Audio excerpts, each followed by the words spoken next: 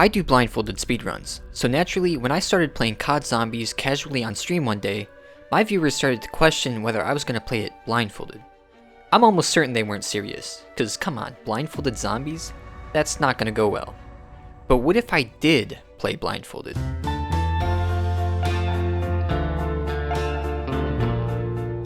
I'm Wes, and today I'm going to be investigating this very concept. And I have to say, I'm really glad I did. This happened to be a lot more interesting than I thought it would be.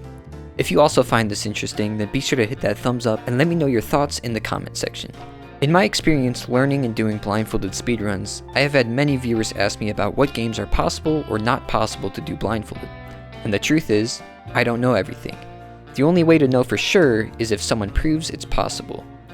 Not every game works well for playing blindfolded. In fact, very few games are ever designed with playing blindfolded even in mind. And a game like Call of Duty Zombies is not a good choice for numerous reasons. Number 1, the zombies spawn randomly. Number 2, it's a first-person shooter and you obviously can't see where you aim if you're blindfolded. Number 3, there isn't really a definitive end. You just survive as long as you can, which obviously won't be that long. What I need is a clear goal. Well, there just so happens to be zombies speedruns that do have a clear goal: beat the Easter egg. So that's what I'll do. I will try to beat a zombies Easter egg blindfolded. If you didn't know, the Easter egg refers to the hidden main quest within each map that progresses the narrative of the universe. But in most maps, they can be lengthy puzzles that take many rounds and even end with a boss fight. Still not really viable for blindfolded. Unless, of course, we take a look at a map like Black Ops 3's The Giant.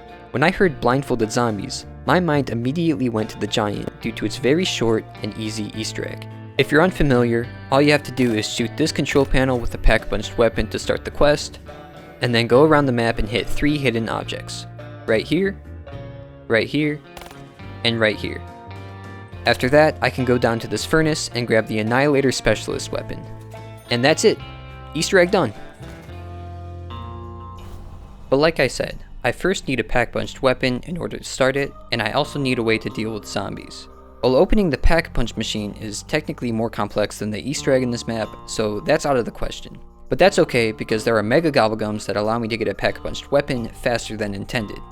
In fact, if I get lucky with my gobblegum order, then the entire Easter egg can be done on round 1. This means I can just take out 5 zombies on round 1, and leave 1 zombie alive while I do the whole thing. And dealing with 1 walker is a piece of cake, even without sight. But there's still one main issue. How do I aim to shoot the targets and navigate the map? The first thing I had in mind was taking inspiration from blindfolded Minecraft speedruns. Yes, they do exist for set seeds. What they have is a Minecraft mod that allows them to use the number pad to look around, moving in set increments. I couldn't find any already existing tools that could work for zombies. The best I could do is utilize my minimal auto hotkey experience to hold arrow keys for specific lengths of time. That way, I can tap an arrow key to turn roughly 45 degrees, but it ended up not even being entirely consistent. And not only that, but at the beginning of each game, I don't even start in the same spot or face the same direction every time. There are 4 possible spawn positions, since there needs to be for 4-player games. Either way, I needed to find another way to get a consistent direction. So I decided to scrap the auto hotkey idea, since there's no way it would have been reliable enough for what I need it for. So I quickly resorted to my other idea, which was knifing. But first, it's important to understand a very important concept: normalization. In blindfolded gaming, this most commonly refers to a fixed way to get the same action with the same results. Or in other words, how consistently can I get the same position and do the same movements? Blindfolded speedruns are littered with normalized setups, and with zombies, knifing is the key to normalization. When I was setting up my controls, I discovered a feature called Free Look, which when turned off, prevents the mouse from looking up or down in the game. With the ability to look with the mouse on only one axis, I can first normalize my position against a wall or in a corner, and then make small adjustments while knifing until I hear it hit the wall.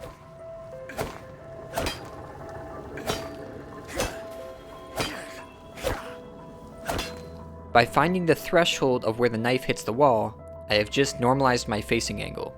But this only works if my position is normalized on a wall or a corner. This normalization allows me to use WASD to move around very consistently and quickly. Remember that the direction I move using WASD entirely depends on the direction I'm facing. If I'm not facing the same angle, then holding W isn't always going to put me in the same spot. Seems obvious, but I just want to clarify that since I've had people ask me why do I turn the camera in SM64 if I can't see. For the same reason, the direction that I move when holding up depends on where the camera is. I don't need to see where I'm going, but I need the inputs to do the same thing. And in a first-person shooter, it's even more important, since that's how I aim in the game. Speaking of aiming, I need to be able to look up and down as well. Although free look is turned off, the game still allows you to use keys to look up and down. And not only that, but there's also a center view option, which will re-normalize the viewing pitch back to parallel with the ground. The entire run is built off of these concepts, so I wanted to spend some time establishing them, but it's now time to get into the strategies themselves. Please note that most of the clips in this video are not of me playing Blindfolded because I recorded them for demonstration purposes. If you would like uncut footage of me creating these strategies and doing run attempts, you can find my finished runs and livestream VODs on my speedrunning channel.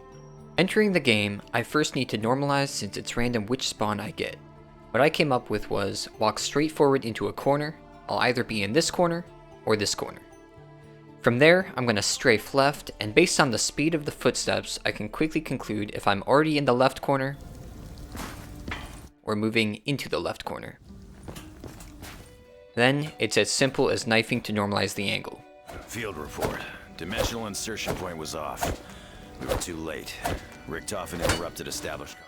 Next, I need to kill 5 of the 6 zombies. Since round 1 zombies die in one knife, the simplest thing to do is back up against the wall and into this corner so the zombies can only come from the front.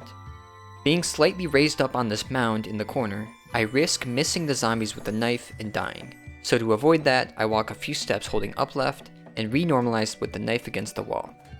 Now, all I have to do is spam the knife and keep track of how many zombies are still alive. Another important part of this challenge is of course the audio. There are many ambient sounds around the map, such as this noise, which is very clear confirmation that I am in the right spot, and is a great reference if I ever get lost. Not only that, but it's surprisingly easy to hear how close the zombies are and in which direction they are.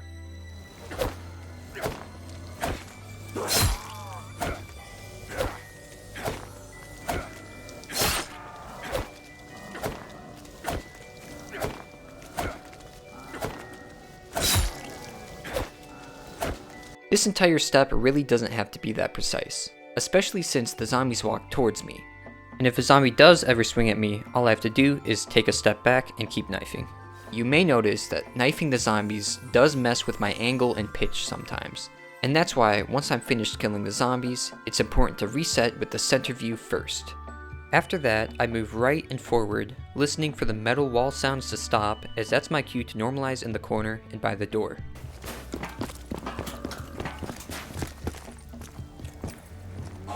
Then, I normalize both my position and angle by this GobbleGum machine. Again, the noises of the machine confirm I'm in the right spot, and can help me if I get lost. Now I get to the biggest run killer, GobbleGum RNG. So which GobbleGums do I need? In top level visual speedruns, the route and GobbleGum usage is a little more complex since it's such a short and optimized speedrun. What it comes down to is first open up parts of the map, then get a pack-punched weapon. But how much of the map do I need to open? For a visual speedrun, only 4 doors post GobbleGum are required to buy. This one, so I can hit this target using a frag from the room next door.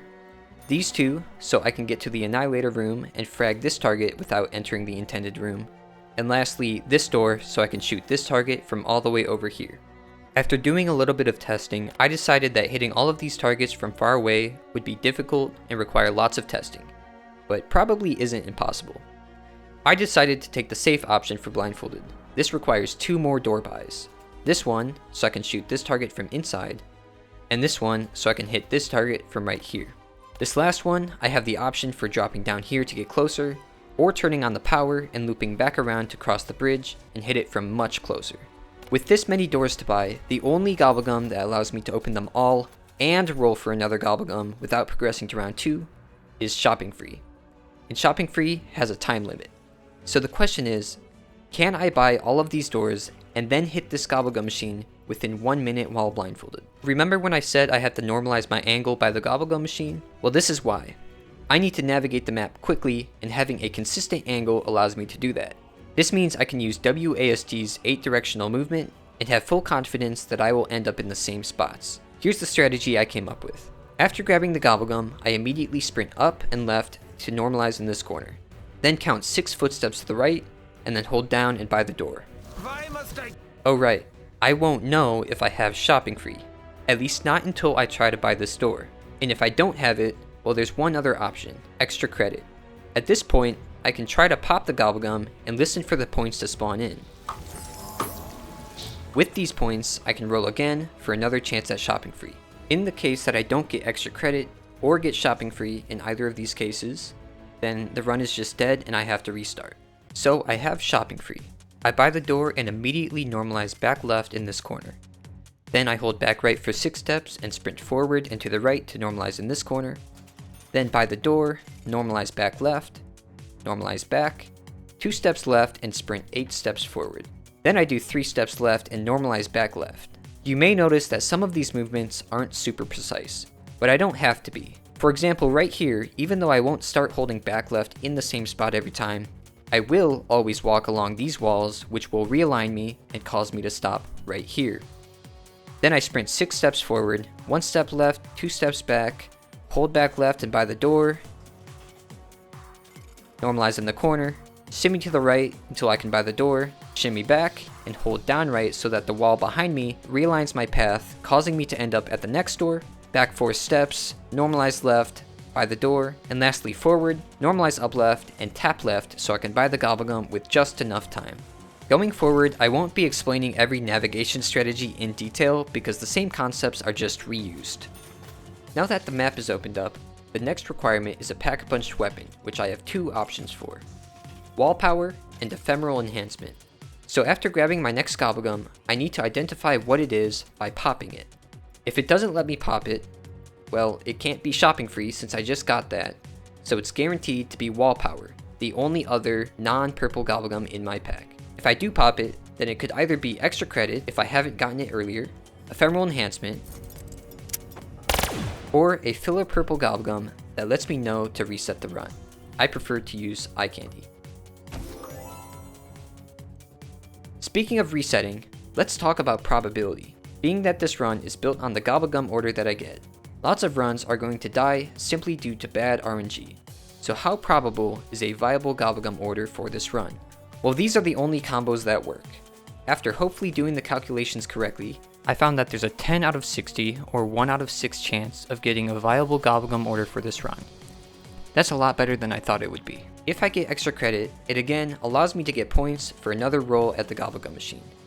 And ephemeral enhancement allows me to temporarily pack-a-punch my current weapon for 60 seconds.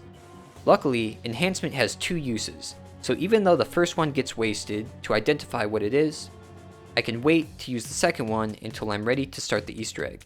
Wall power, on the other hand, requires me to buy a gun off the wall, and in the case that I don't get extra credit, I won't even have enough points left over to buy a starting room wall buy. I'll be 100 points short. If only I could find 100 points just lying around. Perk machine change really coming in clutch.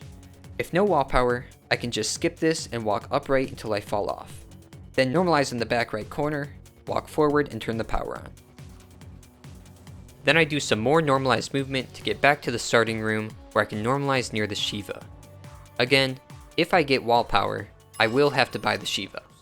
And now it's finally time to start the Easter egg. To start it, I simply have to shoot this out of bounds control panel using a pack-a-punched weapon. It's a pretty precise target to shoot, given the context that I'm blindfolded. But I'm extremely fortunate that vertically, it lines up perfectly with the center view reset. And since I only have to worry about the horizontal axis, it means I don't have to find a perfect setup. I can instead use one that gets me close enough, such as the Shiva wall that I already have to go to. All I have to do is slide against the wall so I'm away from the corner and don't hit the corner with my knife, and set a new angle using the knife. Then I can navigate to this corner, which if I set my angle correctly should always aim slightly to the right of the target. Since I'm always to the right, it means I can make very small mouse adjustments to the left between shots until I hit the target. Very similar to knifing the walls. For the next target, I'm going to set up my angle right away in this corner. Going forward, aiming gets slightly more complicated, because not only are the targets not going to be perfectly lined up vertically anymore, but I also have to hit them from not entirely normalized positions. For this one, I can normalize right before in this corner, and walk back left until I get stopped. This is a decently consistent position, and my horizontal angle is pretty good, but my vertical angle is slightly too high. However, this will always be the case, and that's what matters in blindfolded strategies. That means I can tap the down arrow key to adjust. The problem with using the arrow keys is it's not fully normalized. No matter how hard I try, there will be slight variations in the distance it travels. But for this target, it's not a problem since I don't have to be precise, given how close I am to it. One tap gets me a close enough angle that should work consistently, and my horizontal angle is normalized from earlier. Now, I just need to adjust my position until I hit the target.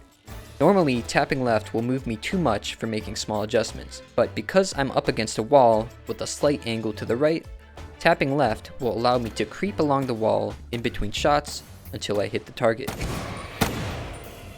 The best part is, because I did not mess up my horizontal angle, I don't have to renormalize. I can just navigate straight to the next location using very similar strategies from before. This time, I'm going to cross the bridge so I can get closer to this target up here. Unlike the previous targets, this one is far away and not an easy angle to shoot at. Rather than taking the time to find some super precise setup that might allow me to hit it consistently, I decided to take some inspiration from the visual route and use frag grenades. If I can get a setup that is close enough and cook a grenade so it blows up midair, then I can take advantage of the blast radius to consistently hit it without being precise. Here's what I came up with. First, to set up my angle, I use this corner and the sound of knifing this lantern to roughly face this direction. Then I use my up arrow key to normalize my angle at the max height, and then continue knifing to set a more precise angle. From here, I walk roughly 6.5 steps upright, tap forward, and lastly, tap the down arrow key to arc my grenade towards the target. You might be wondering how I will know how long to cook the grenade for. Well, I could just estimate the timing based on experience, but I don't want to take any risks, especially since I only have one chance to hit it. So I came up with another strategy to assist my imperfect human timing. In a lot of other blindfolded speedruns, we use a technique called beat counting. This involves using a steady pulse, often in the form of the background music BPM, or beats per minute, in order to time inputs relative to each other. 3, 4, 5, and 6, 7, 8. For example, if the time between me holding right and jumping is always 4 beats apart, then in the game, I should do roughly the same movements and get roughly the same results. In zombies, however, I have no music with a clear pulse, at least in this context. So I need to create one. If I spam the knife button, there is a cap for how fast I can actually knife. So I can use the max knifing speed as a pulse to start counting. 1 and 2 and 3 and 4 and 1 and 2 and 3 and 4 and 1. Since I can't continue to knife as I throw the grenade, this means I have to maintain this pulse myself, also known as pseudo beat counting. You may notice that I'm dividing each beat into 1 and 2 and this is just to help keep it steady. Once I have the pulse, I am able to cook the grenade on beat 1 and wait 4 full beats before releasing. 1 and 2 and 3 and 4 and 1 and 2 and 3 and 4 and 1. And that's that. This is actually a really consistent strategy for what it is. There's one really important thing about this run that I haven't really talked about yet, and that's of course that there is still a zombie alive and after me the whole time. For the most part, it's not really a big deal because it's a round 1 walker, and if I follow my strategies well enough, then there is usually enough time to do the setups before the zombie catches up. But if I ever need more time to do something, I can always lead the zombie away, make sure I'm off of the wall so there's no chance of me getting stuck, and then run around the zombie as soon as it swings. If I don't hear the zombie respawn around the grenade throw area, I can assume the zombie will be coming from the bridge. So to plan ahead and make sure I have enough distance and time when doing the last setup, I'm going to stall in this hallway and wait for the zombie to catch up before moving on to the last target. For the last target, the intended way to hit it is by jumping up and shooting down at it. But since I have 2 frags, I thought it would be easier and faster to find another grenade throw setup. so this is what I came up with. After navigating to this corner by the barrel, I'm going to crouch and set my angle using the knife again. Then 6 steps back left and hold back to normalize against the wall. Tap the arrow key down for a rough angle so that the grenade makes it in, and cook the grenade, this time for 5 counts. It's a pretty consistent setup, but in my first full run completion, I actually messed up the grenade throw. This is because I pressed the grenade key slightly too early before the last knife animation finished, which prevented me from throwing the grenade. 1, 2. What? I tried hitting the key again and ended up accidentally moving left as I threw it, and by some miracle, it still hit the target even without cooking the grenade. No way! It was a crazy moment, but I now know how to prevent that mistake from happening again. Finally, all that's left is some simple navigation to the furnace where I can grab the annihilator. Weird or not, There we go. this baby gets- And there it is, the world's first codzombies Easter egg beaten blindfolded in just over 12 minutes. But hold up, I mentioned earlier about how the visual speedrun takes a different approach with hitting some of the targets, and although I opted for the easier option first, after talking with some of my viewers, some ideas were thrown around, and we made some huge discoveries that are going to reshape Blindfolded the Giant. That's right, this isn't just a one and done challenge, we're going to optimize the speedrun and destroy my 12-minute run. So be sure to subscribe and stay tuned for the next video.